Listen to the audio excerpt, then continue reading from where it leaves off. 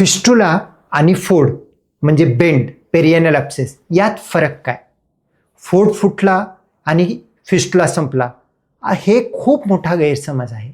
खूप रुग्ण सांगतात, डॉक्टर मला गुदाशयात इथं फोड झाला आणि तो बरा झाला आणि फुटून गेला.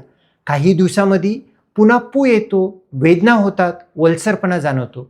समजून घेऊया सोप्या भाषेत नेमकं फोड काय, फिस्टुला काय.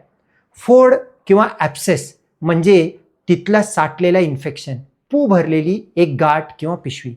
फिस्टुला म्हणजे त्या फोडात तयार झाल्यानंतर राहिलेला बोगदा किंवा पोकळी किंवा मार्ग. फोड फुटतो, पू बाहेर येतो, पण आतमधला मार्ग किंवा पोकळी बंद झालेला नसतो आणि त्यामुळे इन्फेक्शन परत परत येतो, ओलसरपणा जाणवतो, पू येत राहतो.